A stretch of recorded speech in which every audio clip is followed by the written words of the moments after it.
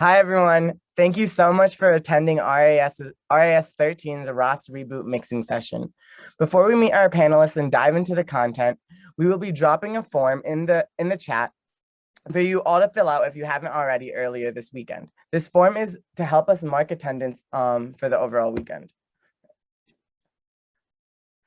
We will also be dropping a Slido link into the chat for all of you guys to send questions and have your questions answered anonymously. We'll try and get to as many questions as we can by the end of the session, time permitting. For this session and all others this weekend, we ask that you maintain proper session etiquette, which includes remaining muted unless prompted by our panelists or board, and by being respectful in the Zoom chat. We also would love to see all of your faces, so please turn on your cameras. Now, we'd like to hand it off to our incredible panelists for this session, Gautam and Kushal. Introduce yourselves, and the floor is all yours. Hey everyone, my name is Gautam. I go by GTAM.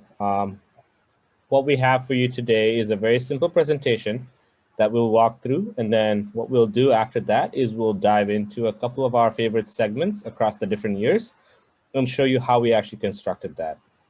Kushal, handing it over to you. Hey guys, I'm Kushal. I go by Kushal. Very excited to go through this whole session of, showing how we mix and like relaying it to you guys so you guys know how we do it.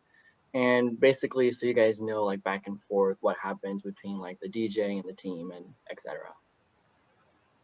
All right, so with that being said, let me go ahead and share my screen. Let me know when you guys can see it. We can see it. All right, great.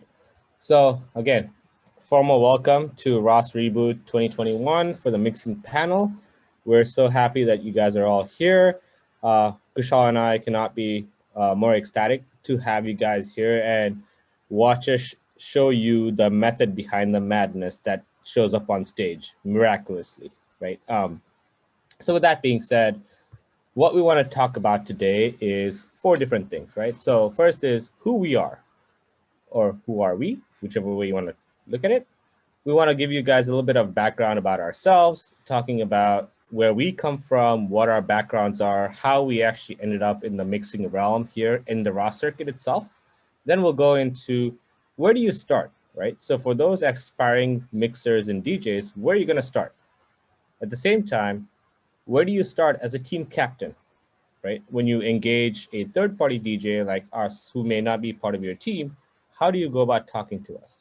And then finally, we'll talk about a little bit of the basics of mixing, right? We'll touch upon what is the absolute bare minimum that we as DJs like to see or we want to encourage you to do.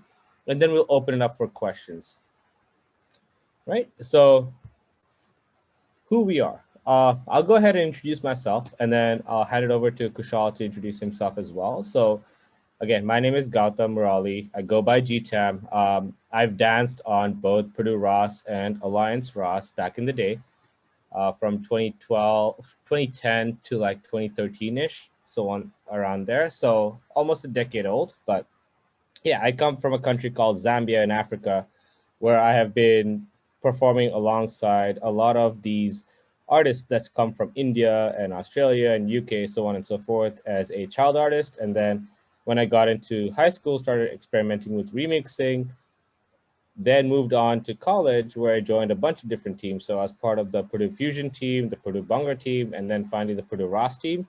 So I did my rounds at Purdue and then finally ended up as, well, dancing may not be my entire goal. I wanted something a little bit more, so I jumped into mixing. So I started mixing primarily for Purdue Raas because they were in need of a DJ. And then after that, I expanded my experience, as you can see there, across a bunch of different teams. So if you're part of this team, I have probably been your DJ at some point or the other over the past decade. A lot of my experience comes from just listening to a variety of music, which is nothing but me hounding down Spotify and paying for the premium. That's literally how I look at how do I get new music, and then attending festivals like Coachella, Ultra Music Festival, so on and so forth. just to try to get some more inspiration about how do I flip music that is mainstream and bring it into the Garba Raas circuit. So with that being said, let me hand it over to Kushal to go ahead and introduce himself. Hey guys, I'm Kushal.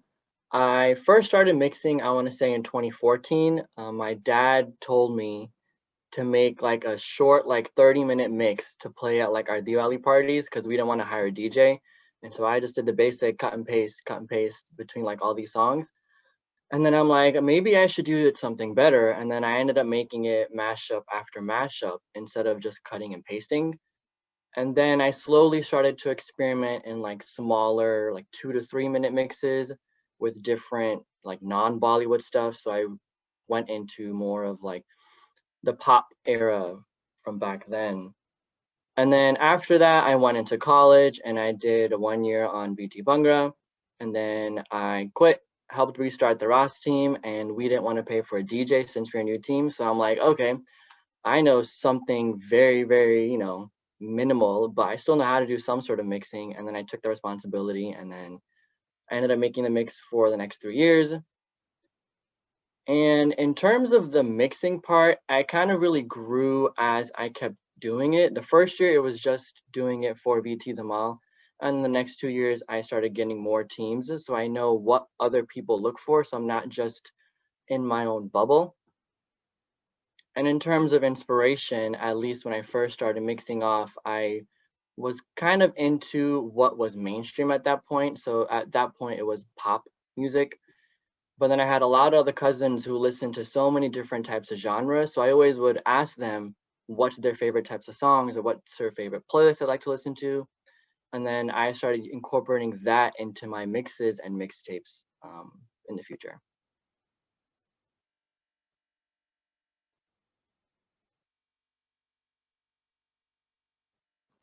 Right. Thank you so much for that one in your introduction, Kushal. So let's move ahead, right, and talk about where do you start. So here, what we want to talk about is what happens when you, as a team captain, engage a DJ, right? Like, what do you do? How do you go about the process, right? So right now, on the left-hand side of my screen, you'll see, okay, you select the DJ for the mix, right? Your team mix, which is for that specific season. And then you would sign a contract, which is essentially our starting point, which means we are contractually obligated to work with you throughout the entire season until and unless something drastic happens from either party. And then after that, you would have ongoing communications, right? Group me's and Facebook threads and emails and text messages, so on and so forth, right? So that's all the formal side. Now, let's look at what happens actually behind the scenes. This, all of the stuff that you're seeing on the right-hand side of the screen is exactly what happens whenever we talk with captains in terms of making their mix, right? Why isn't our mix uploaded yet? Yo, man, make it hype, bro. Like all of that kind of stuff, right? Which for team captains, you're like, well, this doesn't actually resonate with me. But at the same time, I'm coming in with we're coming in to say, well, look at it from our side, right? If you're saying, why aren't you responding? We're probably busy because DJing may not be our only thing going on right now. Or, well, we sent you edits last night. Why isn't it done?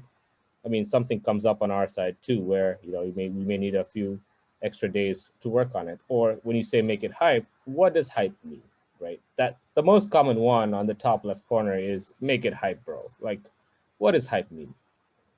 And oftentimes, what as team captains you may not understand is more so, how do I explain to the DJ that they need to make it a little bit more energetic or a little bit more like fluid or a little bit more graceful, right? And all of these things, I think, typically everything you see on the right-hand side, which is the chaos part of it, we typically work through this with the team captains or the specific like musical chair for that team, so on and so forth, in order to ensure that everything in terms of the team's needs is taken care of.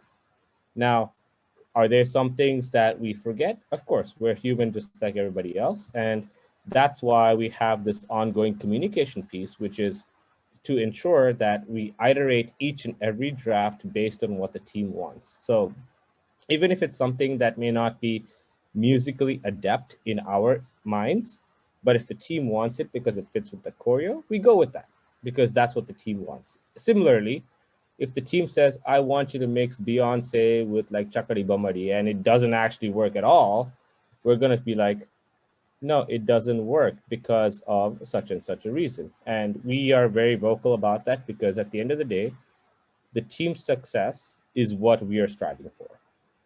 I don't know, Kushal, if you want to add anything over here. No, these are like really good points. I've definitely experienced not all of them, but a handful of these.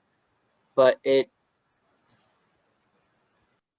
kind of doesn't really help. For example, when a team, at least from my end, in the contract that I send, I usually make it clear that please allow, X amount of hours for me to fix these edits or give these edits. So usually teams are really good about that. Sometimes it doesn't, sometimes they send late night texts to be like, hey, can you get this in the morning? Obviously, I'm dead asleep, so I will not do those edits.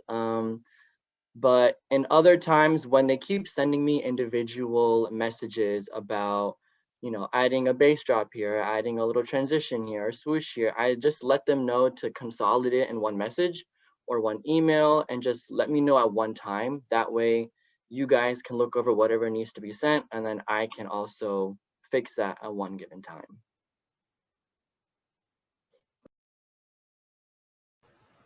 Yep. So that's the perspective from us as your DJs, your team DJs, so on and so forth, of what we actually get versus what you as team captains or team like chair members would actually send over.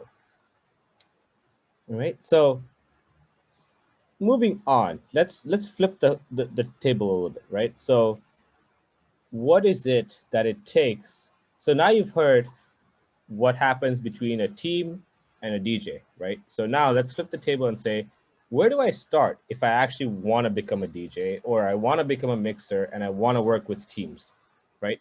So let's flip the tables over there and talk about that a little bit. So over here, what we have on our slide is a very simple, think of it as the Oregon Trail, right? Which is just go from big bubble to big bubble. So how did we start, right? And what is the creative process over here?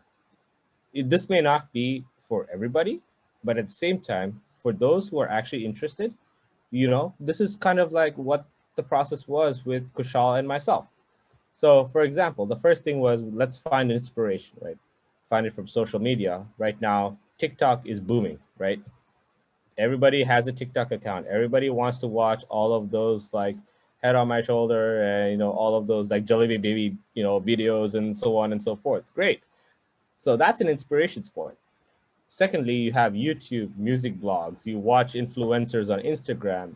You monitor the billboards. You ask friends and family, like what Kushal did, which was, hey, does this work? And he asks his family or friends and so on and so forth.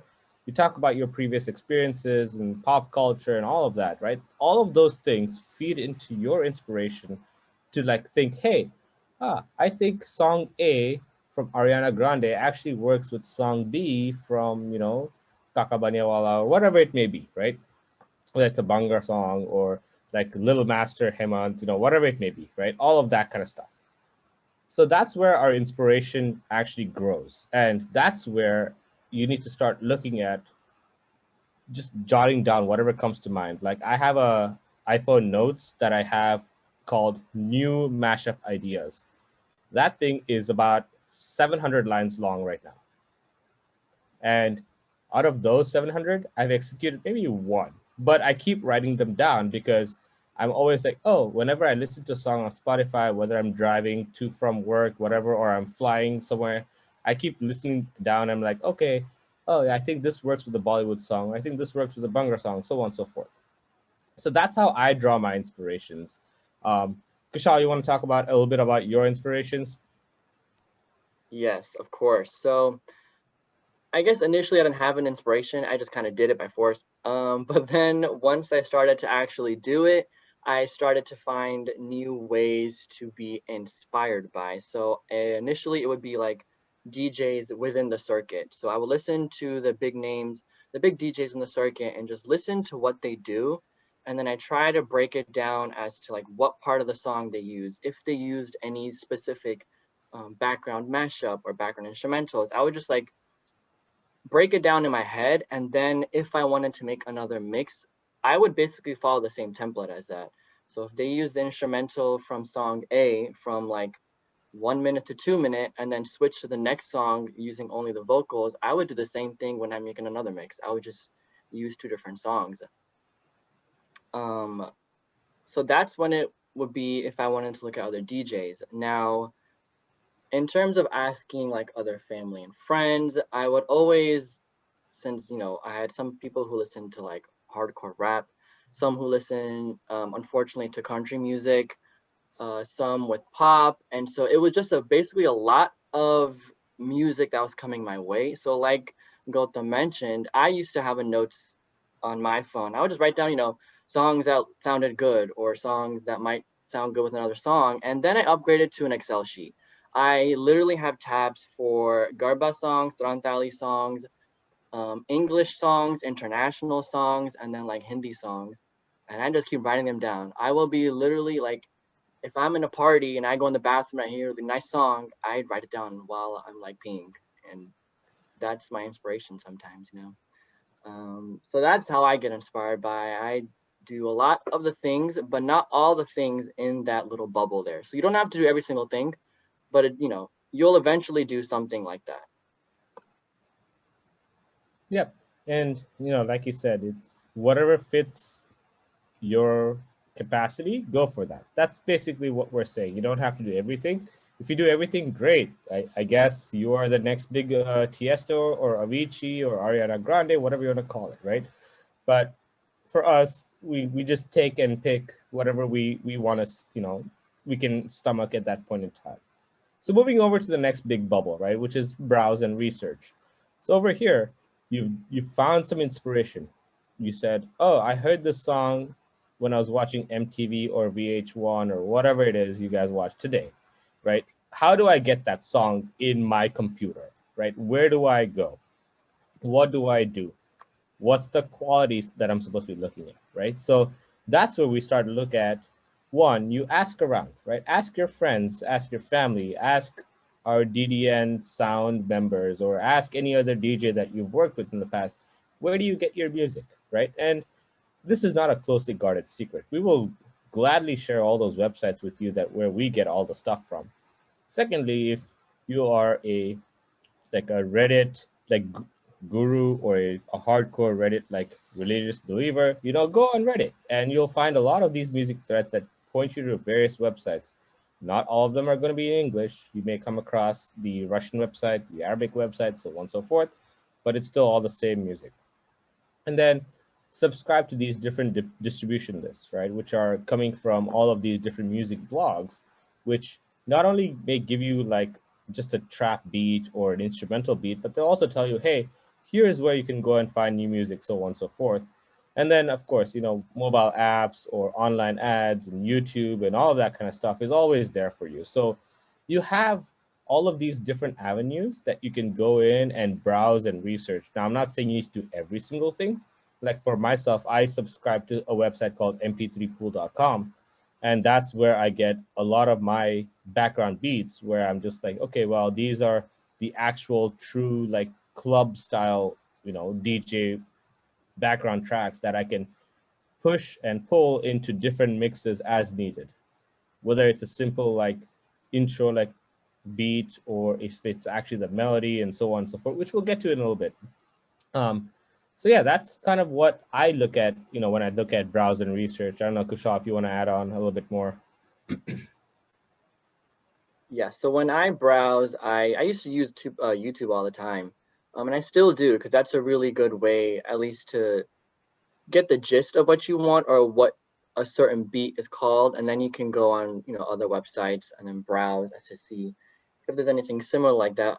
When I do mix two songs together, or if I want to find, what sounds good, which we'll get into about keys and pitches, I use tunebat.com, and that really, helps match what songs sound good together. And if you think two sounds naturally sound good together, that means they're probably within the same key or same pitch, which we'll get to later. But yeah, that's all I have to say for browse and research. Right? So now you've found your inspiration, you've done your browsing, you've done your researching, you've downloaded tracks onto your computer. What do I do next?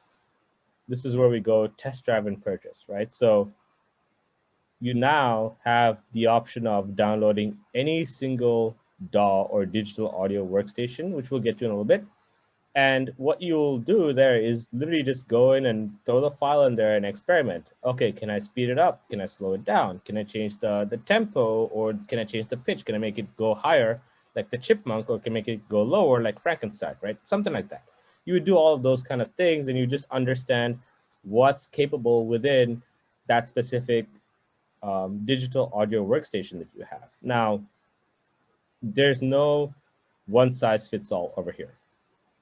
Each person or each DJ, even when I collaborate with multiple people, we have our own style, we have our own way of working on a software. Now, there is nothing which says, yes, whatever Kushal does is the ultimate best way to do it. Yes, it can be, but for me, no, it's not. And I could be using a completely different software. Likewise, he can say the same thing too, right? So what we typically do here is you ask a friend, hey, I'm using software A. Can you help me with this? And if they're not using software A, that's okay. You find a different buddy who uses the same software A that you're trying to use. And you know what? Sometimes softwares are finicky and you just don't like the way it looks. You don't like the way it operates. You don't like the shortcuts, so on and so forth. So that's where your whole test drive phase comes in, because you just download a trial, which is typically 7 days, 14 days, or 30-day trial, and then you're done with it. No payment, no investment, nothing. And then simultaneously, you're asking a friend, and then you're also listening as you're doing the entire thing. And all of the stuff that we talked about in the find inspiration and browse research, that's where they come into action, right? Which is, let me put in this one song, let me see how it works. If I speed it up and then I add in this Garba song or this Bollywood song, does it work?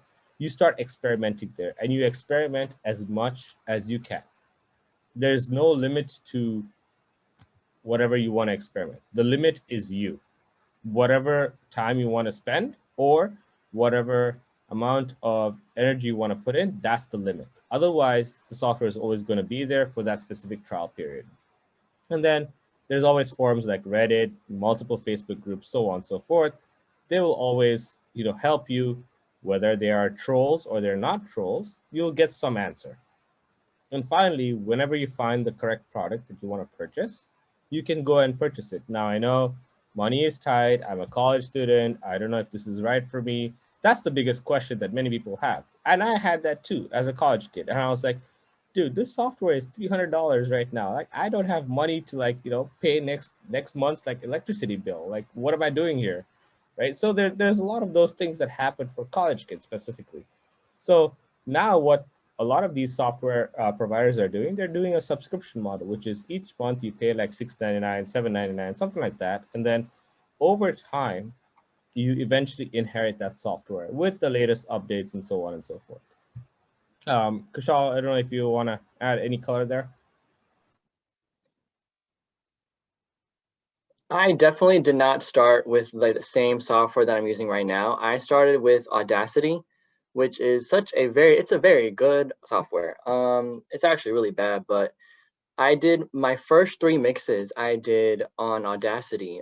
So it's definitely possible. You just don't have the luxury to polish as much as you would in other softwares. But I went through Audacity, I went through another program, and then I went finally to what I use right now.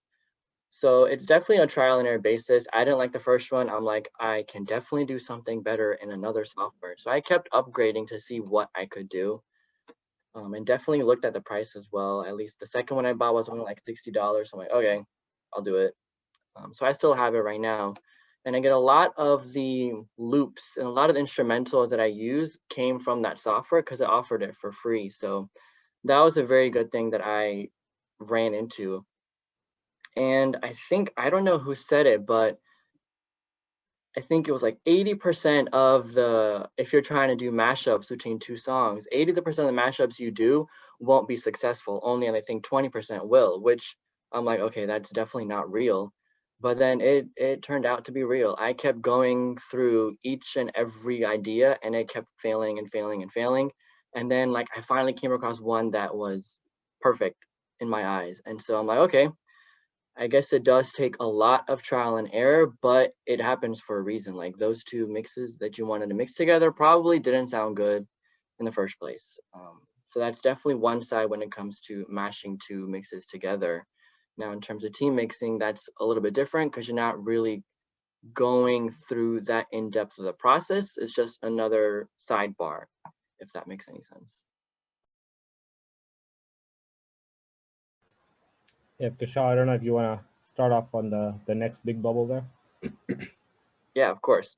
So after you've found inspiration, you browse, and then you finally want to experiment, you're gonna want to trust the process, like that bubble says. Like I can't get it any like more clear than you want it to be.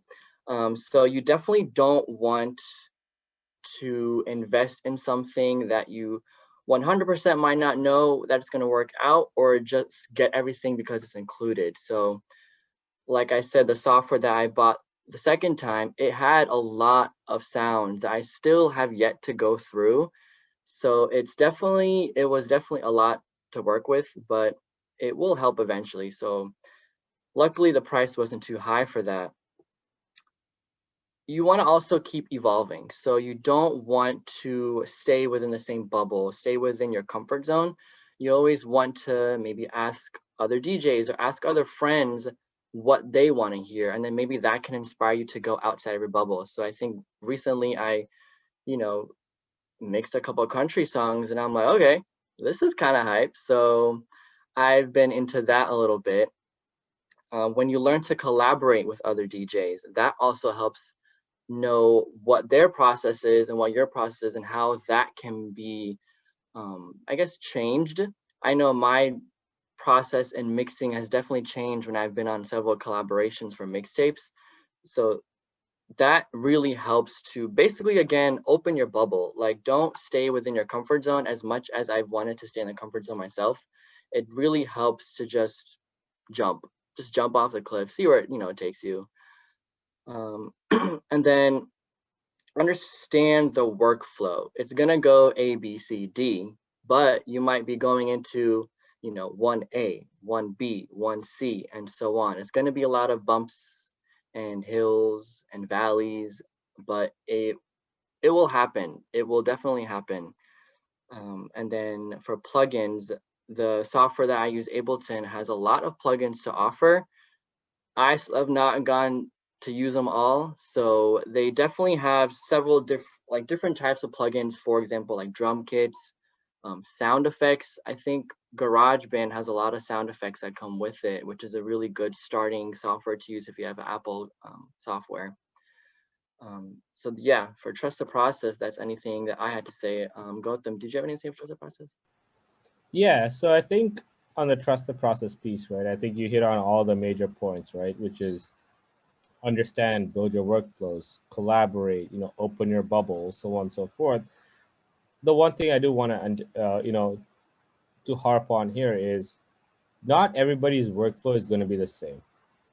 Each time you collaborate or you work with someone new, it's going to be a completely different workflow. And the more you collaborate with different people, the more you're going to be opened up to, okay, just because I'm doing it using method A and Kushal's using method B doesn't mean they're two wrong methods or they're two different methods. We can still merge them together. Like there's always that middle ground that we as DJs or you as aspiring DJs would find with one another. And it's not to say that one person is wrong, one person is right. Like, okay, if you completely bungled up a mix that is completely off key or off beat or something, then you'll get called out to say, yo man, this doesn't actually work, sort of thing. But Outside of that, everything else is all just the different nooks and crannies, the different nuances that you would just work with your partner to essentially hash out. The last thing I want to harp on here is the only buy what's needed, right? So a lot of people think, oh my God, in order to make this mix, I need to spend $3,000 on this one specific plugin that's going to make my mix magically be like the best mix ever in the entire circuit since the circuit has existed. That's false. You don't have to do that. I myself have been in the circuit for almost a decade or something like that right now. I have spent $200 across a decade. That's $20 a year for everything that I have actually purchased in terms of my plugins for my softwares. Everything else literally just comes from the creative inspiration that we talked about in the first bubble here. How can I make a sound different? How can I change a frequency or a pitch or a tempo, so on and so forth? It's just a lot of experimenting that has gone through over the years. And I'm pretty sure Kushal would say the same thing too. Like, he bought a $60 software. He's using that till today and he's like super happy with it. So yeah. So that's basically trusting the process. And then finally, once you've done all these 4 bubbles, you're finally at the point of let's share, let's engage, let's branch out, let's create a brand, right? That's the final step. A lot of people think I go from the red bubble, which is find inspiration, directly into the green bubble on the right-hand side, which is share and engage. No, there's a process here. When you start to share and engage, people start to look at you not as a friend or a brother, sister, relative, whatever you want to call it, but they start to look at you as an icon of some sense, right? And the more you share, the more you engage with your audience, the more your presence becomes heavier. You can do that through team mixes. You can do that through individual mixes. You can even branch out and go into the bongo circuit. Who cares? But you're starting to create a brand for yourself. And that brand comes through a lot of those like mini bubbles that you see over there. Not everything may apply. Like, for example, I don't use loyalty apps. I don't use loyalty programs. I don't go to radio stations. A lot of my sharing and engaging goes through like social media posts, recommendations to friend and family, and like some online platforms like your SoundCloud, your AudioMac, Audius, Mixcloud, all of those kind of websites. So that's where the sharing and engaging comes. But along with that, there's also that caveat of, or I should say more, that harmful, evil twin called clout chasing, which is nothing but you're posting it because you want to get more followers. If you do that, you're in this for the wrong reasons. So I'll leave it at that and have Kushal maybe chime in a little bit here. Yeah, for sharing and engaging, you would think that if you made a mix and like you've just shared it a couple of times, maybe like on your Facebook post or your Instagram stories, that people would listen to it. That's not the case. People are not going to listen to it when the first time they see it. So I've definitely learned to like physically, or like not physically, but like actually send the link to all of my friends for whatever mix I'm making. Sometimes I have them in the loop while I'm making it, so they're aware of this mix that I'm making, and then it just comes word of mouth to other people, like, oh, Kushal's making this mix, like make sure to listen to it when it comes out, or something along the lines of that. You can definitely branch out in terms of Instagram. I don't know if Snapchat does anything like that. Any social media apps that are TikTok is really popping for a lot of mashups, no matter how crazy they are. So if you're into that type, you can definitely like advertise on there, and definitely let your friends and family know. Don't think that it's just bugging them if you have if you made a mashup. Yeah, it might not be the right type of people you want to send it to. So if I'm making some like trap hip hop thing, I definitely don't want to send it to my parents to share to all the aunties. That's definitely the wrong target audience. So definitely try to branch or send it into the correct type of market, so you know if it's being reacted well by everyone or not. Yep. Agreed with everything that Kushal said. So I think at this point in time, what we could do is maybe switch over to the basics of mixing, right? Which is what is a DAW, what is beat mapping, what is key mapping. These are the three foundational elements when you're making a mix. A DAW is nothing but the program that you use on your computer. We call it digital audio workstation. That's where your files get stored. That's everything that you're going to see coming up. Beat mapping, which we'll talk about, is nothing but if song A is at a specific tempo and song B is at a different tempo, how do you make them both like marry each other?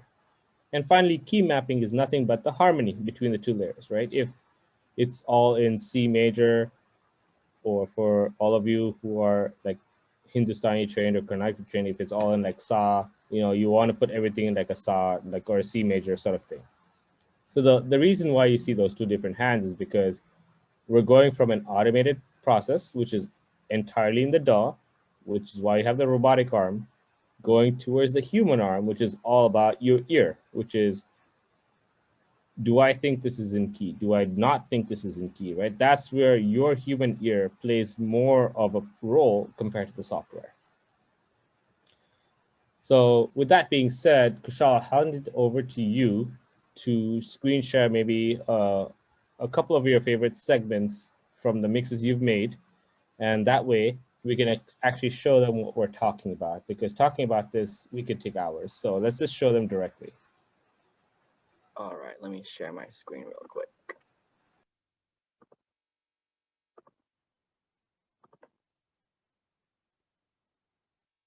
All right, can everyone see my screen? Yep. Yeah. All right, so first I pulled up, I'm gonna show you guys two mixes. I've pulled up Are You Raga's mix from 2020, not this past year, okay. So their theme was Wild West. So straight off the bat, you have some sort of overarching theme that you want the overall mix to sound like. So that really helped me. So whenever they wanted something along the lines of like hype, I could grasp some sort of concept as to see like what hype meant, which in this case meant, hillbilly stuff. So that was right up my alley. So you can see this first line, that's the song, Sonano Garbo. That is just the regular song. Hopefully can you guys hear it? You can't hear it? No. You need to share your computer audio too.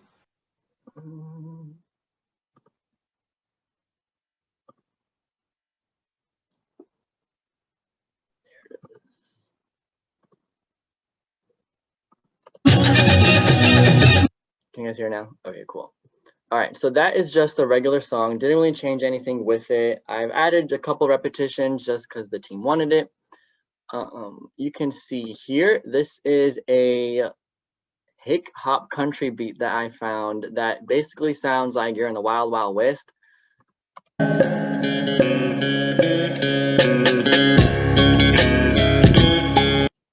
And I did not know that that would sound good with this, but I just gave it a shot. And then after that, I obviously wanted to polish a little bit more, and I added a couple of bass lines. So that's just like the stuff that makes your heart pound while you're listening to it. I definitely wanted a lot of that. And then at the very end, just in the background of the ear, I wanted a couple of like drums or like hi-hats just to like, check it off that I've done everything that I wanted to in this song.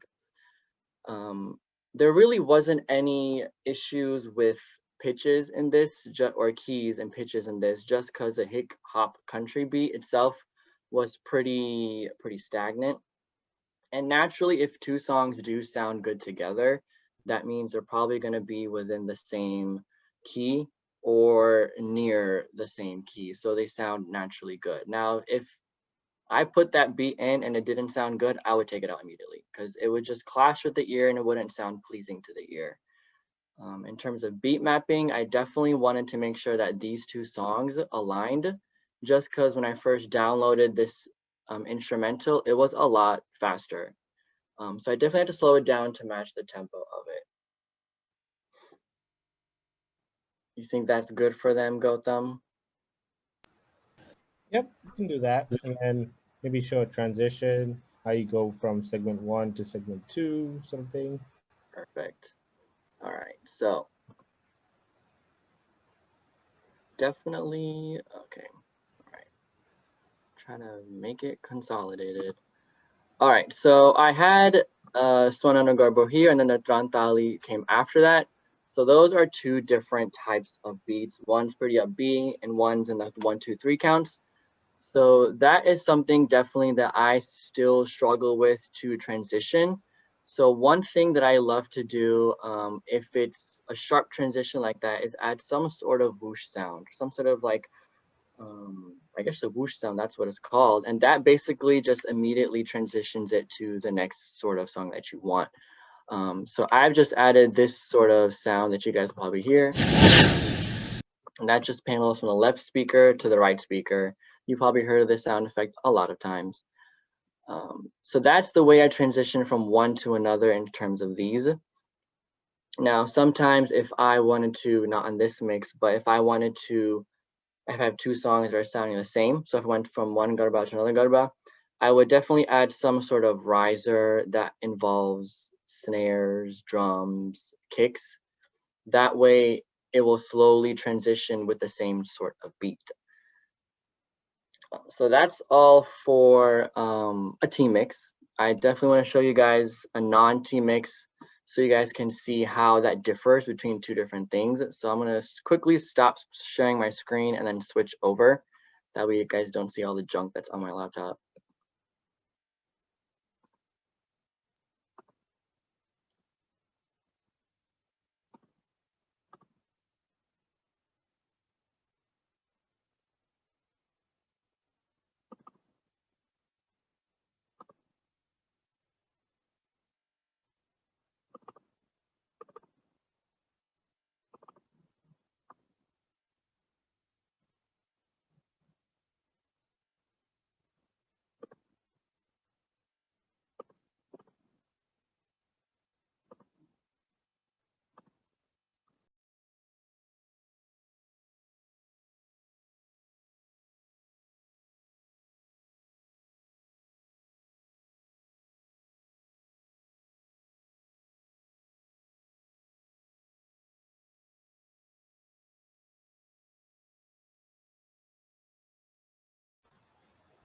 All right, it's got loaded up.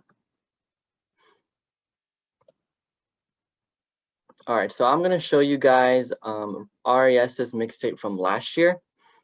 Give me 1 second.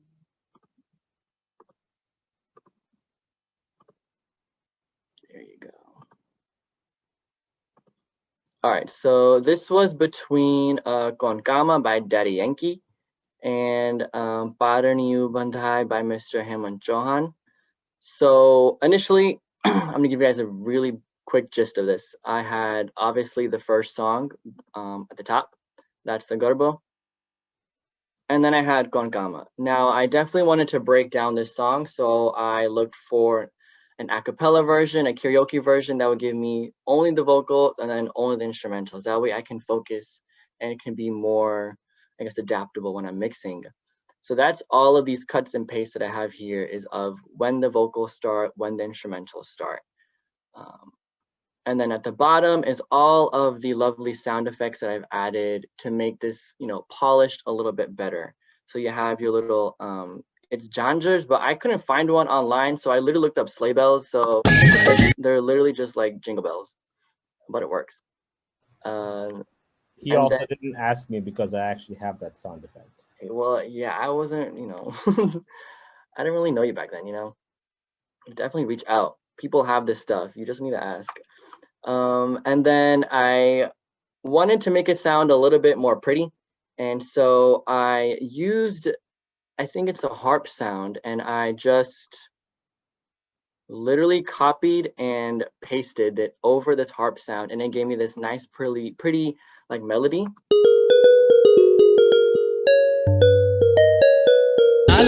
And that's basically what Gautam was mentioning, how like the program itself does a lot of the stuff for you, but you just need to learn how to manipulate that program into what you want it to do. So that's what it sounded like all together. I don't know if you guys can listen to this mixtape on SoundCloud if you guys wanted to. But that's all I had from my end. Gautam, did you want to take over? Yeah, so I think before I take over, maybe just show them how does it sound all put together, right? Like what does the final output look like? Got it.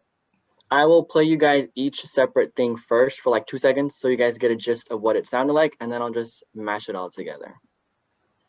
So here is just the garba. Pretty ugly. And then you have Konkama, just the karaoke, which I just took from the beginning and just kept repeating it because I didn't like the rest of the song. And then you have more of the karaoke. And then you have more. Now, the reason I have it in 2 different areas is just because like I EQ'd it different, but that's, you know, going down to the basics or going more than the basics.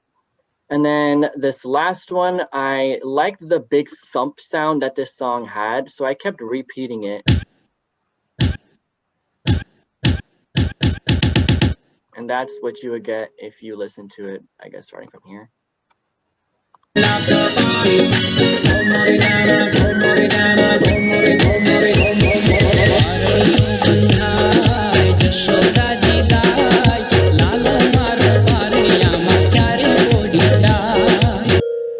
what it sounds like all together. You want to kick it off, Go Tam? Yeah, I'm down. I can kick it off. All right, let me get off. All right. So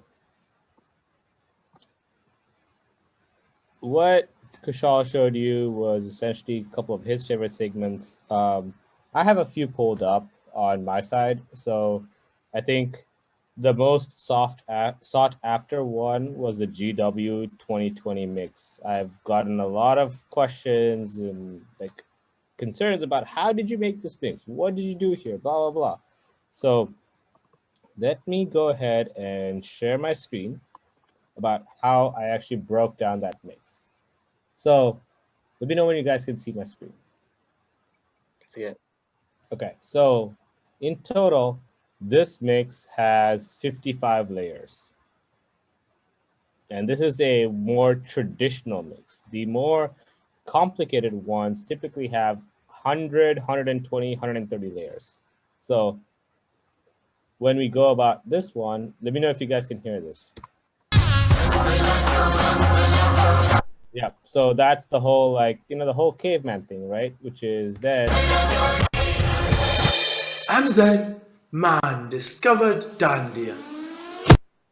Right, so a lot of this, everything you see here, so my software that I had used last year was completely different from what I'm using here.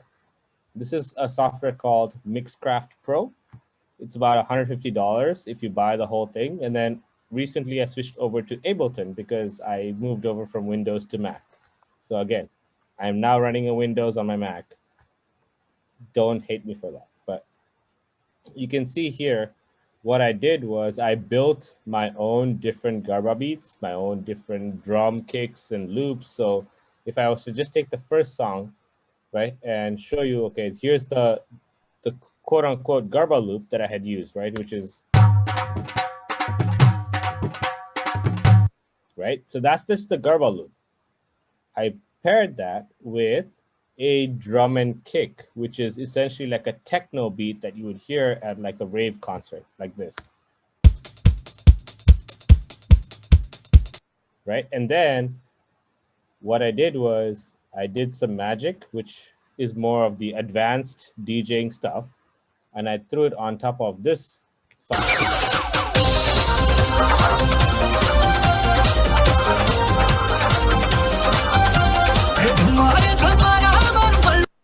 And everybody loved that song when GW danced to it. So now when I put it together, right, if I was to do this way.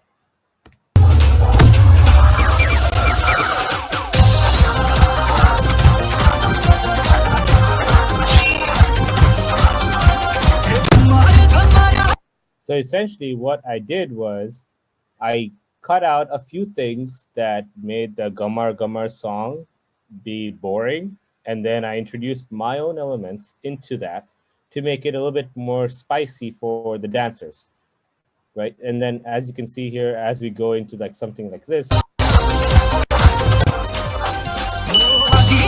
so like the whole ting, the whole like Tinkerbell sparkle, all of that kind of stuff, right? So that's all based on like the choreo that they had. So that's one thing that I wanted to show you, right? Which is this literally just adding various elements that I have either recorded myself or I'm sampling from some different website and how I put it into the mix. The other mix that I think you guys would really like is going to be our favorite song here.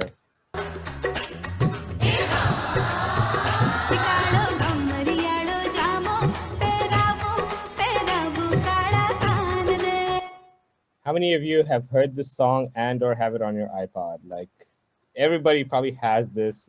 Yeah, I see all the RES folks being like, yep, I have this, I have this.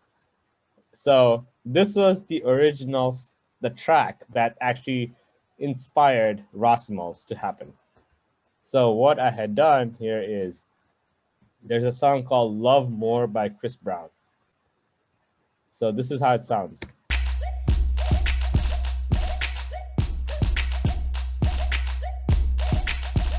All I did was I downloaded the instrumental version, and I changed the pitch as well as the tempo and everything. And this was the output. Let me do it this way.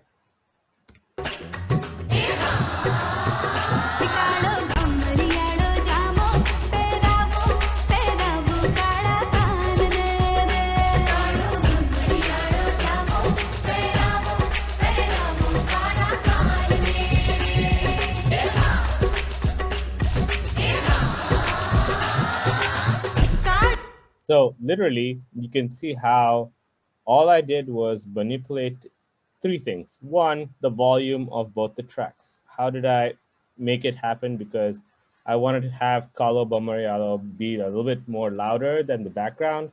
And at the same time, the second thing I manipulated was the frequencies of the sounds you're hearing, which is I want only certain things from the Chris Brown song. I only want certain things from the Raas song. Here's how I merged them together. And the third thing was I made sure they're actually on beat.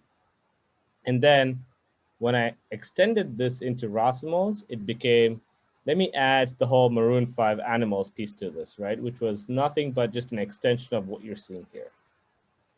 And, for those of you who are a little bit more inclined, I just did something very similar like this, which is what we call an EQ, so on and so forth. Right, so that's kind of how I did that piece. Then I have, for those of you who are on VCU, this mix, the electricity mix. I have this here too. So I did this here, and then I have this song, Mariangan, which I think everybody knows.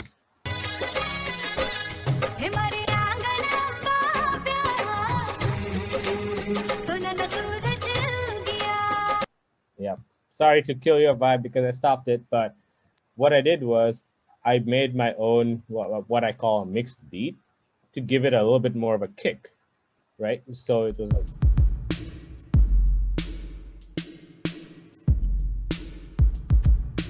right? So that's the behind the scenes backbeat. Then I threw in a little bit of loose control.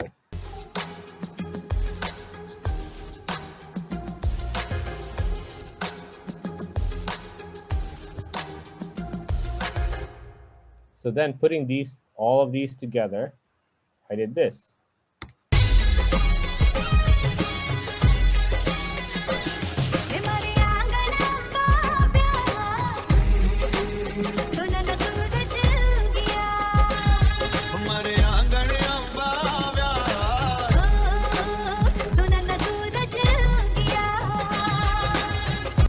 So I did that. And then after that, I was like, well, this is not enough. Let's go throw in a little bit of Jay-Z in here.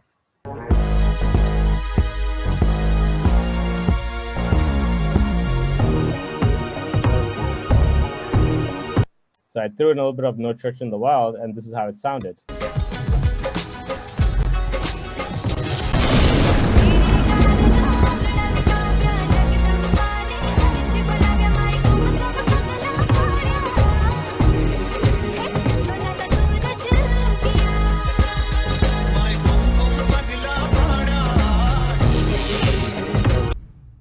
So that's kind of how I played around with a little bit of two different songs, right? Lose Control, No Church in the Wild, my own mixed beat against a Raas song. So these are just some like tips and tricks that I have done, going through those entire like bubble workflows that we walked through, right? Inspiration, practice, reach out, share and engage, all of that kind of stuff. So that's kind of how I built out this mix. And then finally, I have one of my favorite mixes, which is the Alliance Raas mix. So out of here, there is one track that I had actually spoken with a few people that are actually part of the entire big music scene. Let me see. Yeah, this one here. So this song is called the Pavagad, right?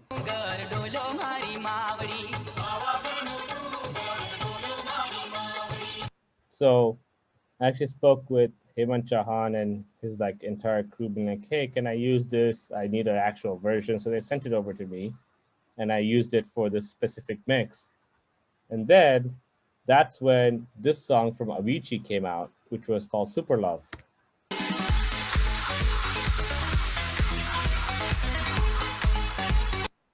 So I was like, well, let me merge the two. I think it's okay, but I didn't have an instrumental for this, so I actually had to like go through a bunch of hoops to speak with Avicii's management, blah, blah, blah, this, that, the other. Finally, you have this.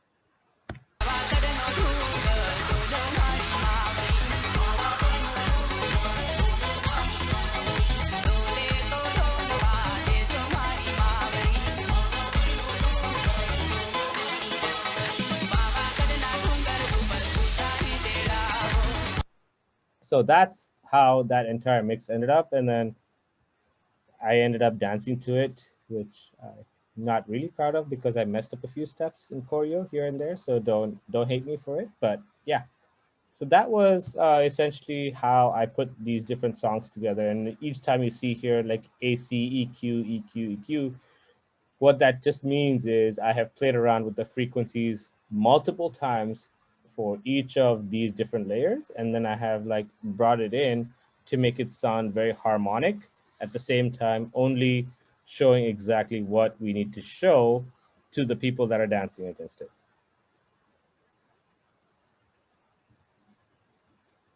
All right, so with that being said, let me see if,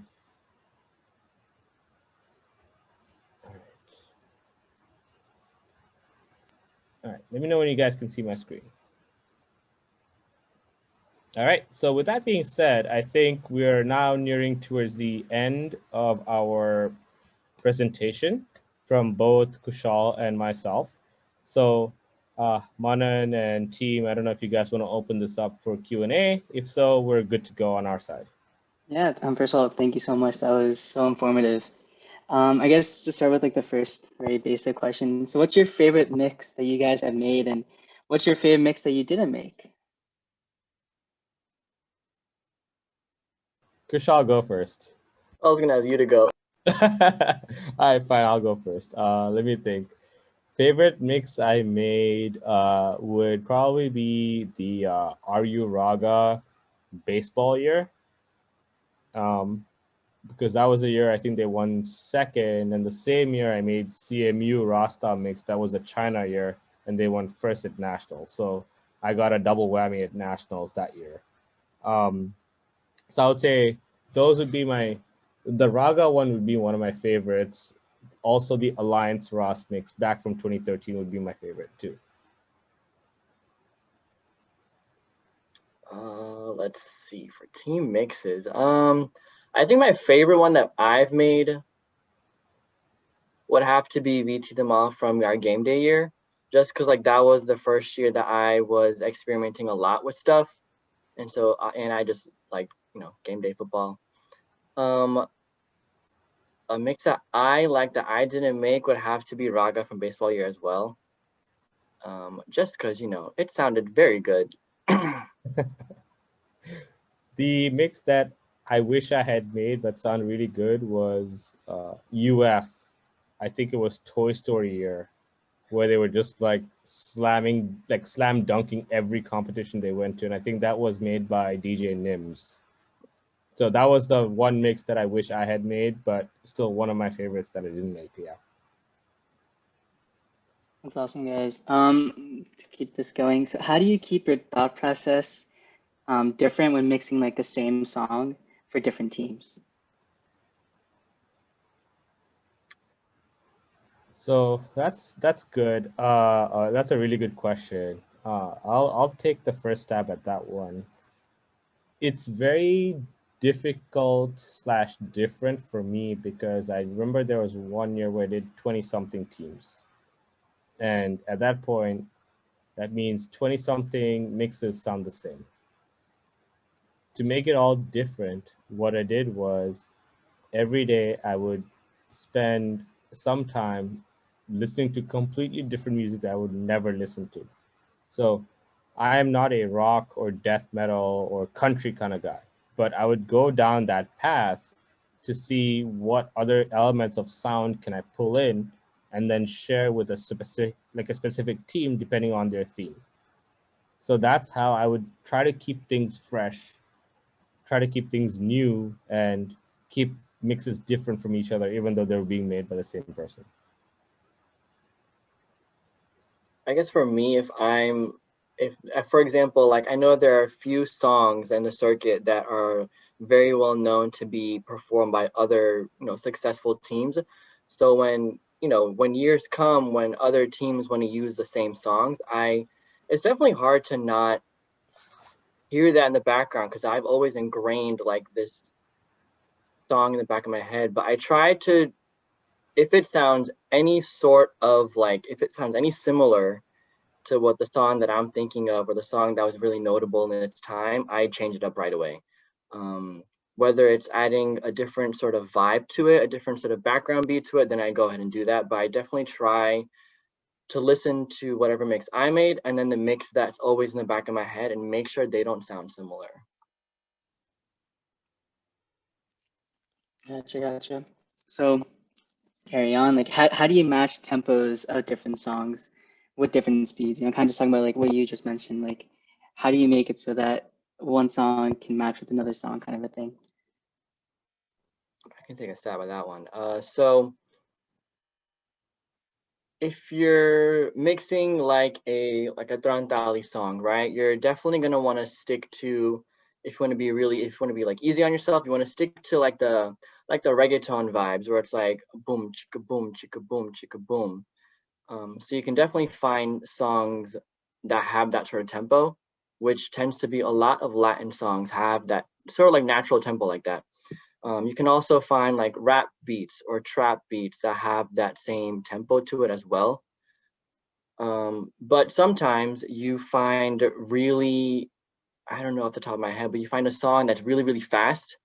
And then if you slow it down enough, it'll match like the tempo you want it to, as long as it sounds good. It's just a trial and error at that point, seeing what sort of songs have the similar dancing vibes to it.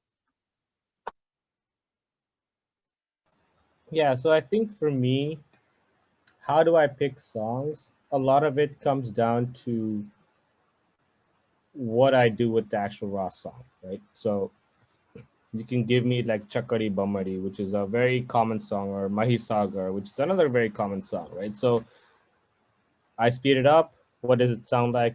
I don't like it. I slow it down. What does it sound like? What's the optimum like BPM or tempo that I want to go with? And along with that, what I do is I usually go to like a BPM counter that you can really find on Google. Just be like BPM count, and then they'll give you like a bunch of different websites where you just tap on your space bar and they'll like tell you exactly what your BPM is. And then I would look at, okay, if this is like above 100, then I may need to go closer towards the pop, the top 40s, the EDMs. If it's less than 100, I can go down towards like the rap, the hip hop, the R&B style. So it always just comes down to a very trial and error method. There is no really cookie cutter formula here because it's all about like Kushal said, he's gone through maybe 10s and 20s and 30s, versions of a mix, and nothing works. Like same thing with me. I've got my entire like notepad, doesn't work, right? So yeah, it just comes down to trial and error on how we do it. So actually, Gautam, like when you were doing your live mix, you said that you made your own mix. Could you kind of quickly talk about like how you went about that? Yeah. Or your So own beats. I just wanted to say beats. yeah. So when we're making our own beats, like for example, I invested in a MIDI keyboard, right? Like a tiny, like this high, this kind of thing, which I can travel with. It's like $40, so on and so forth, right? And all I did was, okay, let me load up a drum kit, and that drum kit is just going to be like, okay, I press one key, it gives me like the kick. One key, it presses and it does like the snare. One key does like the hi-hat or whatever. And I was really just like, hitting the different keys and trying to like figure it out. And I just had a metronome that the software does for me, and being like, okay, how do I get it on beat, sort of thing, right? And that's kind of how I started experimenting with everything in terms of making my own beats. So now, a lot of times, whenever I make mixes, if you hear a backbeat, that's my own custom beat. There is nothing that you would find online on YouTube or anything like that that resonates to the way I would produce it, and so on and so forth. Yeah. Kushal, if you want to add anything, you can. I think when I first started mixing for teams, I didn't really know that. I don't know why. I didn't know you could find like beats online. So I was literally making beats by myself, like on the keyboard. So in Ableton, you have the option to transform your own, like, your QWERTY keyboard into like the MIDI keyboard. So if you hit certain keys, it relays certain sounds or certain drums. And so as I would play the garbo in the background, and I would just like click, click, click, whatever I wanted to, until it would sound pleasing to the ear. So that took a long time to do, until I realized you can just Google beats, which sometimes helps, sometimes doesn't. You definitely, when you add your own sort of element to it, it definitely sounds better in some ways, because you can like manipulate your own beats into whatever you want it to. You don't have to like have everything that comes with that instrumental that you downloaded.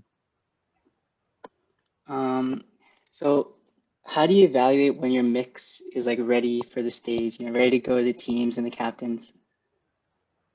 That's a good question. When I first started mixing, I had no idea. I was like, this is the final draft, send it, whatever happens, happens, right? That's kind of how I went about it. And then over the years, spending time in studios with like people that, do actual audio production for these big artists stuff, I was like, yeesh, the stuff I actually sent over for a competition was literally like complete waste. That's the way I would like look at it. And because a lot of the feedback that I would get whenever I'd play like a mix would be like, yeah, man, you messed up this part, you messed up that part, this could be better, that could be better. And there was literally nothing like nice about it. So I learned the hard way. And now where I finally like basically built my own home studio, I'm just like, okay, now I understand what everybody says and does and so on and so forth. So I do a pressure test in my home studio. I do a pressure test on like my AirPods or my EarPods or Bose headphones. And then I do a car test, which is, okay, if I like literally turn the volume max in my car and I bump it down the road, what happens? Like I do all of these different tests before I actually send out a mix. I think when I listen to a mix, I first listen to my headphones, which is definitely a lot different if you don't listen to it on any sort of like speaker beside your phone. So definitely want to listen to it on my headphones first.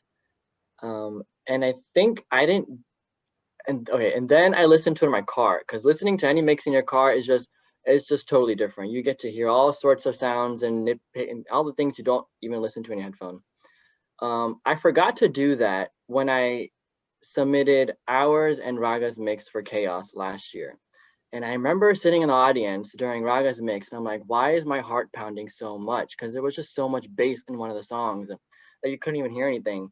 So yeah, after that, I listened to everything in cars. Just make sure to do